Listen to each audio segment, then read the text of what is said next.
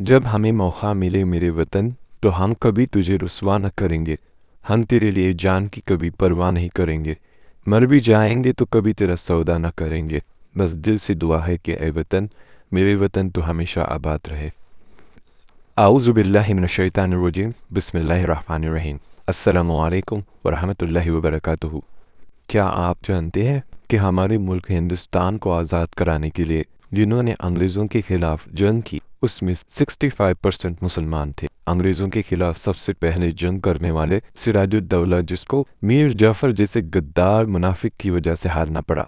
भारत को आज़ाद कराने के लिए सबसे पहले जंग करने वाले शहीद टीपू सुल्तान, 1857 की क्रांति को लीड करने वाले बहादुर शाह जफर, देश को आज़ाद कराने के लिए सबसे पहले पत्रकार मौलवी मोहम्मद, जय हिंद जैसे रिवोल्यूशनरी स्लोगन देने वाले आबिद हसन, तिरंगा को बनाने में अहम किरदार निभाने वाले सुरैया तैयबा जी और खान अब्दुल गफ्फार खान, लाखों मुसलमान जो गांधी जी के कंधों से कंधा मिलाकर देश को अंग्रेज़ों से आज़ाद करवाया, और रेशमी रुमाल जैसे मूवमेंट जिसमें हज़ारों उलमा ने अपनी जान दी। और बहुत अफसोस की बात है कि उन बहादुर लोगों को भुला दिया गया। जब आप ही याद नहीं रखेंगे तो दुनिया क्यों याद रखेगी। मेरे दोस्तों, इस मुल्क को आज़ादी दिलाने में मुसलमानों ने क्या क्या कुर्बानियाँ पेश की। इस मुल्क को अंग्रेज़ों से आज़ाद कराने के लिए क्या क्या मंसूबे मुसलमानों ने बनाए। कितने उलमाओं को फांसी दी गई, कितनों ने काली पानी की सज़ा काटी, कितनों ने जेलों में अपनी जवानी की कीमती ज़िंदगी गुजार दी। लेकिन जब ये मुल्क आज़ाद हुआ तो कहा गया ये चमन है हमारा, तुम्हारा नहीं। जबकि हकीकत तो ये थी, अगर हिंदू के कोशिश का वतन के रूप पे गाजा है, मुसलमान के लहू से भी वतन का बाग ताज़ा है। अंग्रेज़ों के कब्ज़े से पहले मुल्क हिंदुस्तान पर मुसलमानों की हुक्मरानी थी, और मुसलमान के दौरे इक़्तिदार से पहले ये मुल्क अलग अलग राजा महाराजाओं के ज़ेर साया था। मुसलमानों ने 800 साल तक ऐसी हुकूमत की कि सारी दुनिया में हिंदुस्तान का सोने की चिड़िया के नाम का डंका बजने लगा। फिर अंग्रेज़ों ने तिजारत के नाम पर यहाँ कदम जमाना शुरू किया, और धीरे धीरे सारे मुल्क पर हुकूमत करने का ख्वाब भी दिखने लगे।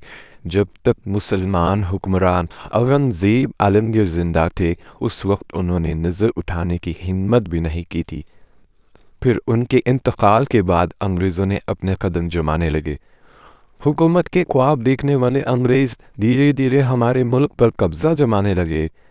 किसी को इसका एहसास नहीं हुआ, लेकिन टीपू सुल्तान को भनक हुई कि ये अंग्रेज़ एक एक सूबे, एक एक रियासत हज़म करते रहेंगे, और अगर कोई ताकत इन्हें रोक न सकी तो पूरा मुल्क उनका लुक़मा तर बन जाएगा। चुनांचे उन्होंने अंग्रेज़ों से जंग का फैसला किया और पूरी तैयारी के साथ उनके मुकाबले में आ गए। टीपू सुल्तान ने हिंदुस्तान के राजा महाराजा नवाबों से जंग पर आमादा करने की कोशिश की। उनका इरादा अंग्रेज़ों को मुल्क से बेदखल करना था। उन्होंने अंग्रेज़ों के रहम व करम पर जिंदा रहने से मौत को तरजीह दी। उनका मशहूर हाल था कि गीदड़ की 100 साल ज़िंदगी से शेर की एक दिन की ज़िंदगी बेहतर है। जब जनरल हॉर्स को टीपू सुल्तान की शहादत की खबर मिली तो उसने उनकी लाश पर खड़े होकर ये अल्फाज कहे कि आज से ये हिंदुस्तान हमारा है। तारीख के एक तालिब इल्म के लिए इससे भी वाकिफियत रखना ज़रूरी है कि 1857 के गदर के बाद आज़ादी की लड़ाई में बरादरान वतन हमारे साथ शाना बशाना रहे। वो लड़ाई में मुसलमानों के साथ शरीक हुए, लेकिन ये भी मानना पड़ेगा कि इससे कबल आज़ादी के लिए जो भी कोशिशें हुई, उनमें से गैरों के मुकाबले में मुसलमानों का किरदार, उनकी कुर्बानियाँ, उनका रोल और उनके कारनामे कहीं ज़्यादा हैं। 1857 ईस्वी की जंग आज़ादी में नाकामी के बाद मुसलमान ख़ास तौर से अंग्रेज़ों के जुल्म व सितम का निशाना बने, तो उसकी सदाकत के लिए अंग्रेज़ मौरख़ मिस्टर ट्रांसन की शहादत ही काफ़ी है कि अपनी याददाश्त में लिखता है, 1864 ईस्वी से लेकर 1867 तक अंग्रेज़ ने उल्मा को ख़त्म करने का फ़ैसला किया, और ये 3 साल हिंदुस्तान की तारीख़ के बड़े अलमनाक साल रहे। यहाँ तक कि बखौल उन्हीं के दिल्ली की चांदनी चौक से लेकर कोई ऐसा दरख्त न था जिस पर उलमाए कराम की गर्दनें ना लटकी हुई हों। लेकिन आज़ादी के बाद जिस चालाकी से तारीख को बदलते हुए मुसलमानों की कुर्बानियों को फरामोश कराने की और तारीख के रद्द-व-बदल का घिनौना काम किया गया, जो यकीनन मुसलमानों और तारीख के साथ नाइंसाफ़ी है। اگر ہندوستان کی آزادی میں مسلمانوں نے قائدانہ کردار ادا نہ کیا ہوتا تو آزادی ایسا خواب ہوتی جس کی کوئی تعبیر نہیں۔ اسی طرح 1912 میں ریشمی رومال تحریک ہو، 1919 میں جمعیت العلماء ہند کا قیام ہو، پھر اسی سال تحریک خلافت ہندو مسلم اتحاد عمل کا وجود میں آنا ہو، 1921 میں بغاوت ہو، 1922 میں چورا چوری میں پولیس فائرنگ، 1930 میں تحریک سول نافرمانیاں اور نمک آندولن ہو، 1942 میں ہندوستان چھوڑ دو تحریک یعنی کوئٹ انڈیا موومنٹ ہو، اور 1946 میں ممبئی میں بحری بیڑے کی بغاوت کی حمایت میں ہونے والے مظاہروں پر پولیس فائرنگ کے دوران ہزاروں مسلمانوں کا شہید ہونا ہو، یہ اور ان جیسے کئی دوسرے مسلمان اور علماؤں کی آزادی کے لیے دلیر اقدام نے ہندوستان کو انگریزوں کی غلامی سے آزاد کرانے میں اہم کردار ادا کیا ہے، جسے آج فراموش کیا جا رہا ہے۔ آج مسلمان مختلف مسائل اور پریشانیوں کا شکار ہے، کبھی کسی کو دہشت گردی کے معاملات میں ملوث کیا جاتا ہے تو کبھی گوکشی کے نام پر پٹائی، کبھی کہیں بلڈوزر کارروائی تو کبھی معاشی بائیکاٹ کا سامنا، اگر کہیں این آر سی کا ڈر تو کہیں مذہبی رسومات کی ادائیگی پر بندش، کہیں لو جہاد کی پروپیگنڈے ہیں تو کہیں یونیفارم سول کوڈ کا ڈر، کہیں قوانین کے نام سے مسلم پرسنل لا میں مداخلت تو کہیں مدارس اسکول کو یعنی پی کے شکنجے میں پھانسنے کی کوشش، کہیں عدالتوں میں تاریخی مسجد کے خلاف معاملے درج کرواتے ہوئے مساجد کو اپنی تحویل میں لینے کی کوشش۔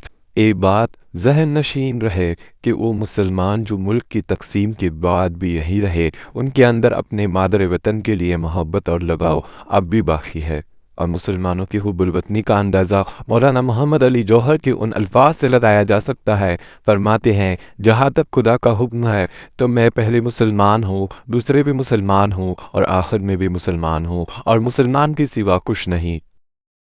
لیکن جہاں تک ہندوستان کا تعلق ہے تو میں پہلے ہندوستانی ہوں، دوسرے بھی ہندوستانی ہوں، آخری میں بھی ہندوستانی ہوں، اور سوائے ہندوستانی کے کچھ نہیں ہوں۔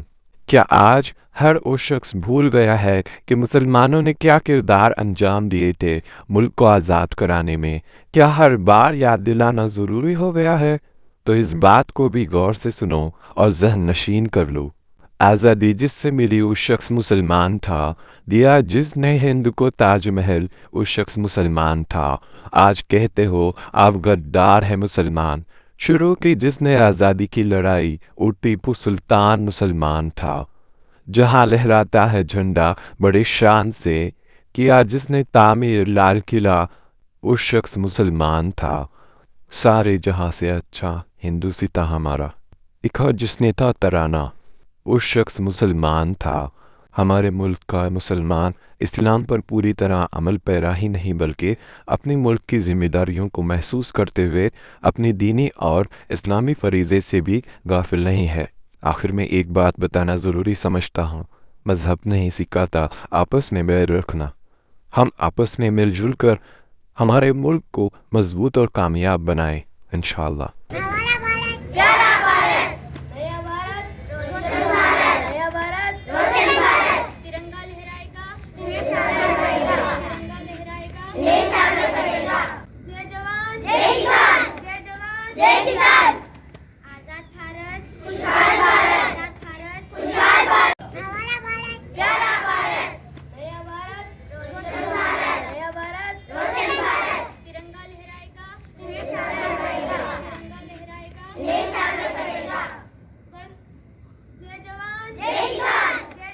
जय किसान।